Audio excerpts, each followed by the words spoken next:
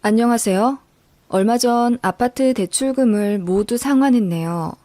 결혼 10년 만에 드디어 은행 집이 아닌 우리 집이 되었습니다. 이렇게 내 집 마련하기까지 저희 집도 그리고 시어머니와도 참 우여곡절이 많았네요. 저는 대기업 생산직으로 근무하며 결혼 직전까지 한 달에 3, 400씩 벌었습니다. 물론 3교대 근무라 힘들긴 하지만 연봉이 점점 오르고 있고 복지도 아주 좋아서 결혼하고 나서도 관둘 생각이 없었죠. 저보다 3살 많은 남편은 제약회사 다니며 현재 과장이고요. 결혼 당시 연봉은 세전 6천 정도. 이것저것 빠지면 저랑 비슷했습니다. 남편이랑 2년 연애하고 결혼했고 당시 시댁은 형편이 그닥 여유롭지도 않고 노후 준비도 잘 되어 있진 않았어요. 반면 저희 친정은 아버지가 공무원에서 정년 퇴직하셨고 조부모님으로부터 받은 유산도 꽤 되었기 때문에 솔직히 저희 형제들보다 훨씬 넉넉하십니다. 그럼에도 사치 한 번 안 부리시고 늘 정직하고 소박하게 텃밭 일구시며 자급자족하려는 삶을 꿈꾸시는 분들이세요. 저랑 남편 결혼한다고 했을 때 시댁으로부터 돈 한 푼 못 받고 아무 지원 못 받는다는 거 아시군 열심히 모으신 현금 7천만 원을 몽땅 내어주셨습니다. 그 돈을 디딤돌 삼아 전세로 시작했고 그 집에서 저희 아들 낳아서 키우다가 우연히 넣었던 청약이 당첨되어서 옆 동네 2억 2천짜리 신축 아파트에 들어가게 되었어요.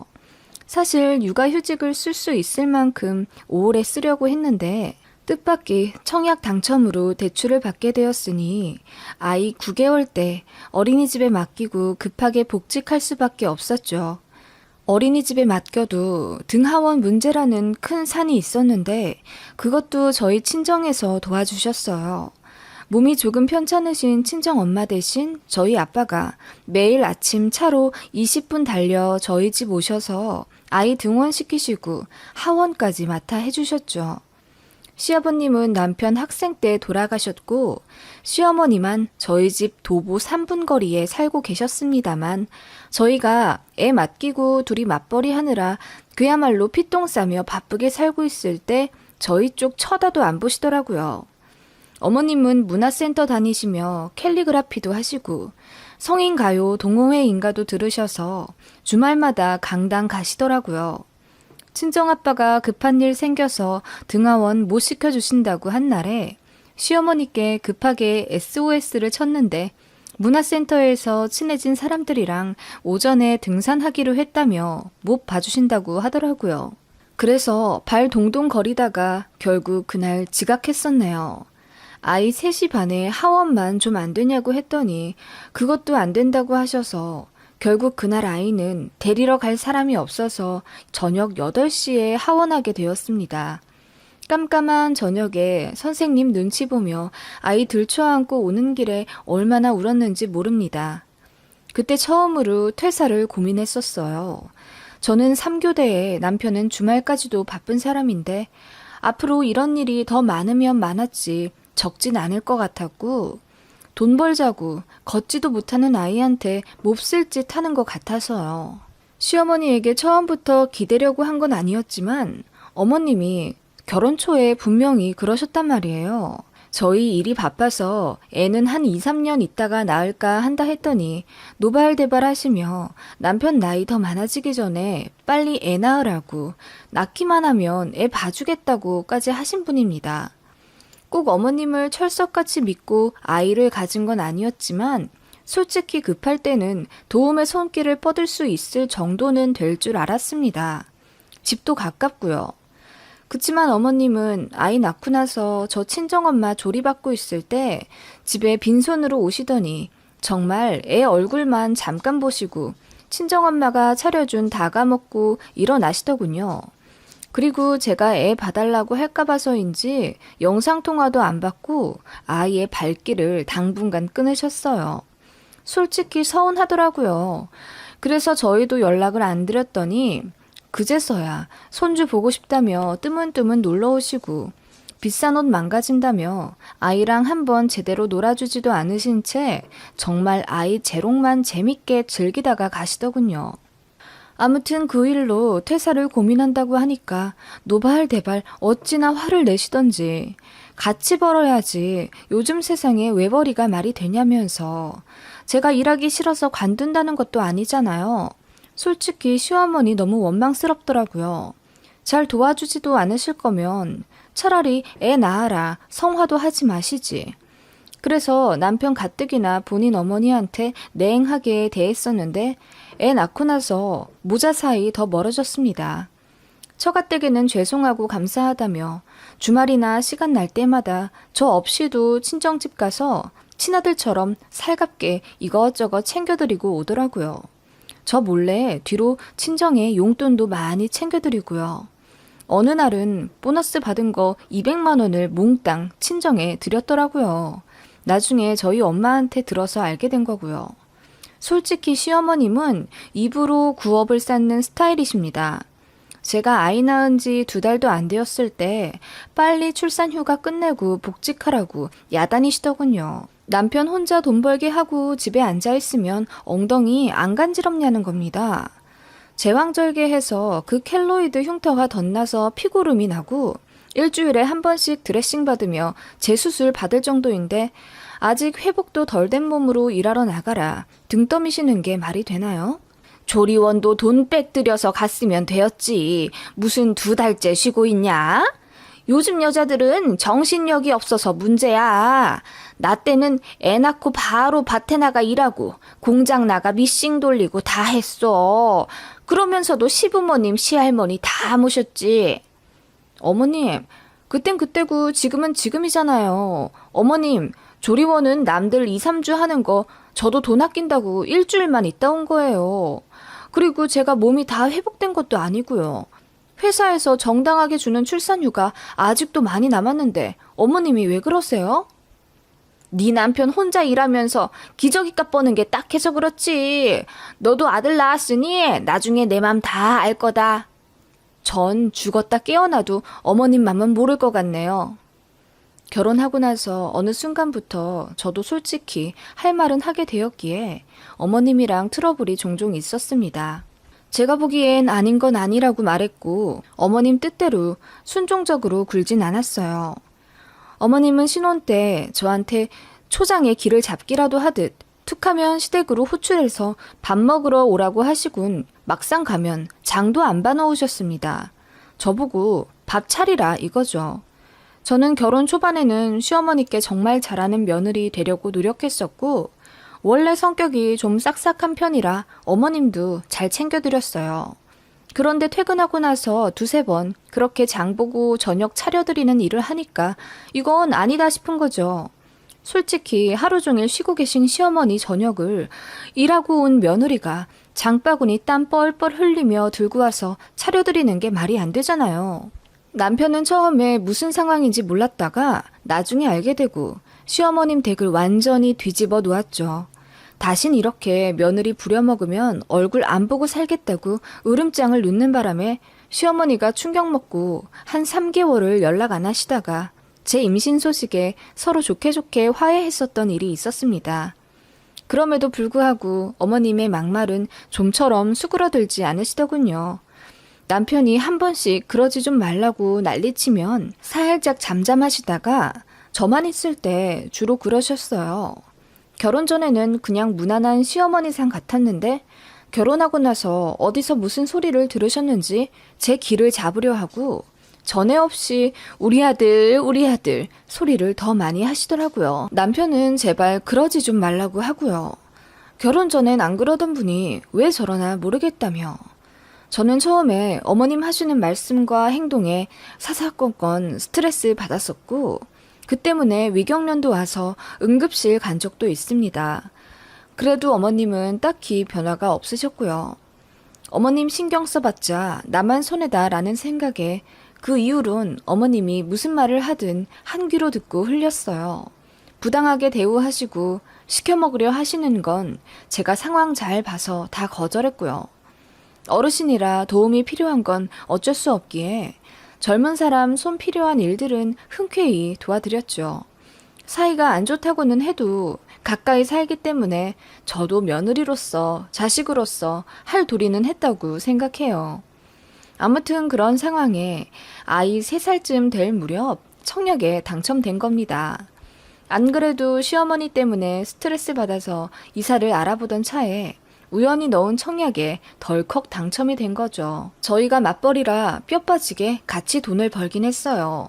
아직 5천만 원도 채 모으지 않은 상태에서 2억이 넘는 아파트에 당첨이 되니 좋긴 했지만 태어나 처음으로 대출을 받자니 빚이라는 중압감이 좀 있더라고요. 저희 부부가 좀 보수적이라 그런지 저희 청약됐다는 소리에 친정에서 너무나 기뻐하시며 갖고 계신 현금 또 긁어 모아 3천만 원을 보태주셨고 감사한 마음으로 나머지를 대출받았습니다. 시댁이요? 역시나 돈 한 푼 안 보태주셨고요. 청약되었다는 소리에 처음에 하시는 말씀이 대출 갚아야 하니 저 아무리 힘들어도 일 절대 관두면 안 되겠다고 하시더군요. 그리고 몇 평이냐, 방은 몇 개냐 물어보셔서 방 3개라고 말하니 꼬치꼬치 여쭤보시더라고요. 안방에 드레스룸도 딸려있고 화장실도 있다고 하니 그럼 합가해서 본인이 그 안방 써도 되겠냐 물으시더군요. 그 말에 남편이 더 당황해서 평소에 아이 한 번 안 봐주시고 도움 안 주시더니 새 아파트 살고 싶어서 그러신 거냐 하며 어머님께 서운하다고 뭐라 말하더군요.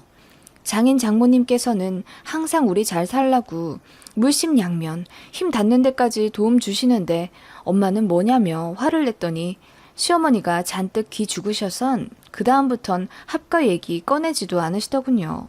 그렇게 시간이 많이 지나 아파트에 입주하게 되었어요. 꿈에 그리던 새 아파트였고 아이는 많이 커서 유치원에 다니고 저는 3교대에서 낮에만 일할 수 있는 다른 부서 라인으로 바뀌게 되었습니다. 더는 친정아빠 도움 안 받아도 돼서 너무 좋더라고요. 그렇다고 해서 과업 시간이 줄어든 건 아니었고 단지 시간만 조정이 되는 거라 일이 안 빡센 건 아니었지만 제 손으로 아이 등원시키니 좋더라고요. 근데 퇴근하고 나면 진짜 파김치가 되었습니다. 너무너무 힘들었어요. 어머님은 한 달에 한 번 정도 저희 집에 오셔서 1박하고 가셨습니다. 새 아파트라서 그런지 내부도 좋고 주경도 좋다 하시며 여기 시니어 클럽, 그러니까 노인정 같은 곳이 있는데 거기 분들이랑도 친해지시더니 정말 저희 집에 거의 눌러 앉으시려고 하시는 걸 남편이 강력하게 차단해 겨우 한 달에 한 번 정도로 막았어요. 어느 날 어머님이 저희 출근 준비하시는 걸 유심히 보시더니 며칠 뒤 제게 이러시는 겁니다. 아침에 밥을 좀 제대로 해 먹으래도. 어머님, 아이 등원시키랴 저 출근 준비하랴 너무 바빠요. 아침엔 정말 무슨 정신인지 모를 정도로 바쁜데 어떻게 밥을 제대로 해 먹나요? 아니, 너 말고 우리 아들 말이야. 아침에 그렇게 일찍 나갔는데 어떻게 아침을 안 해줘? 니들 아침에 하는 거 보니까 우리 아들은 냉장고에서 약밥이랑 우유 하나 꺼내서 나가더라. 어머님, 그 약밥도 제가 퇴근하고 나서 잘 시간 아껴 손수 만든 거예요. 아이 아빠 챙긴다고 저도 좋은 거 다 넣어서 만든 거예요. 저도 일하랴, 애 챙기랴 너무 바빠요. 저 아침 안 먹는 건 못 보셨고요? 제가 뾰루퉁하게 말씀드리자 어머님이 잠시 우물쭈물 하시더니 이어 말씀하시더라고요. 네가 1시간 정도 일찍 일어나면 되잖냐. 네? 어머님, 저 7시에 퇴근해서 아이 학원에서 데리고 집에 오면 8시예요. 아이 아빠는 제때 퇴근도 못하고 저 혼자 정신없이 밥 먹이고 씻기고 공부 봐주면 10시고요. 남편이랑 같이 집안일 하고 나면 11시, 12시인데 어머님, 저는 아침에 눈 뜨고 나서부터 단 1분도 못 쉬고 전력 질주하다 나가 떨어져서 잠들어요.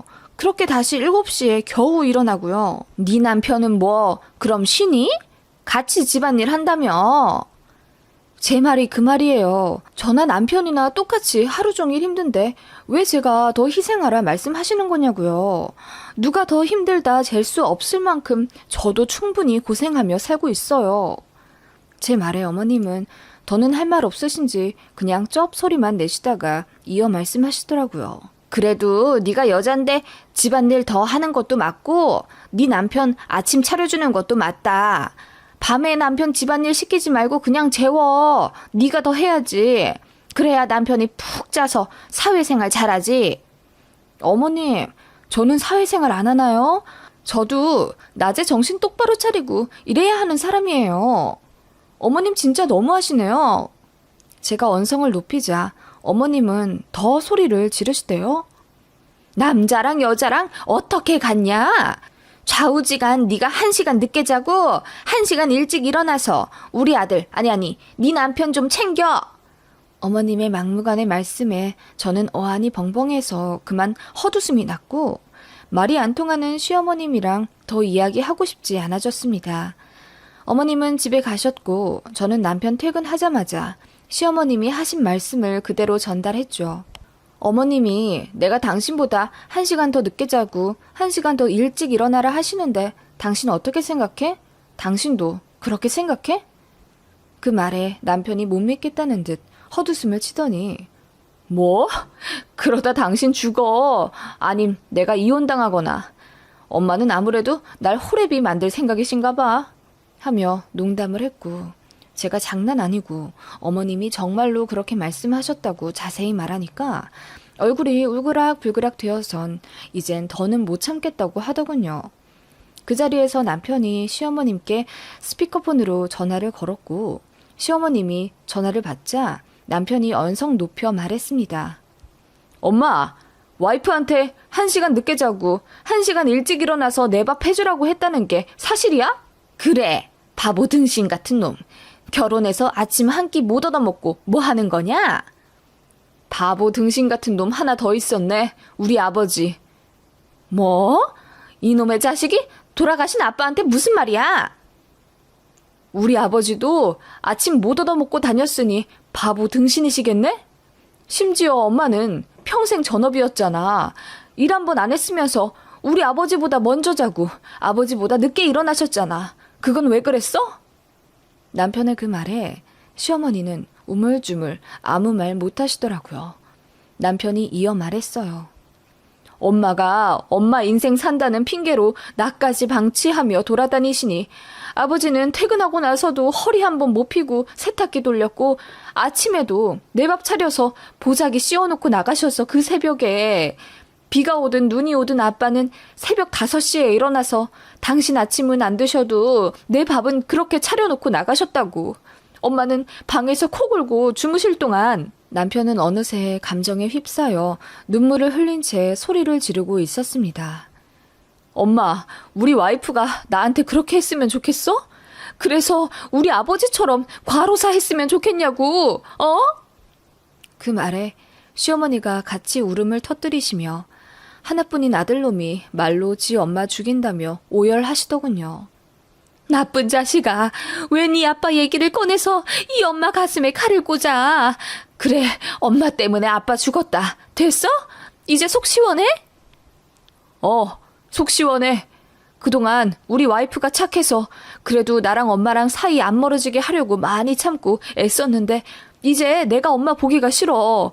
와이프한테도 미안하고 우리 처가댁에도 내가 낯이 없어. 그 말에 어머님이 더욱 절절하게 오열하시더군요.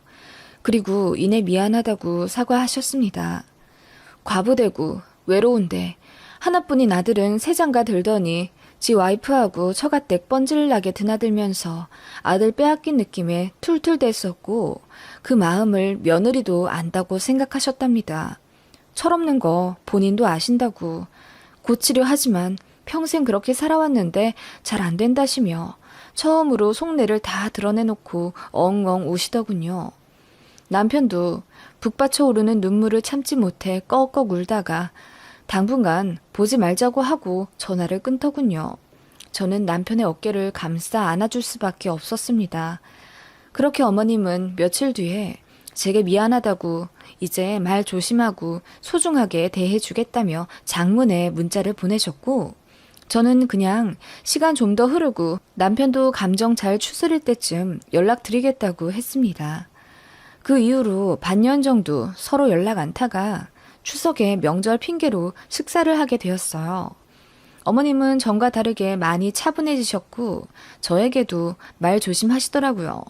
그리고 생전 주지 않으시던 용돈도 50만 원이나 넣어서 제 아들 주머니에 꾸깃꾸깃 집어넣으시더라고요. 그 이후로도 종종 아들 계좌에 10만 원, 20만 원씩 계좌이체 해주셨습니다.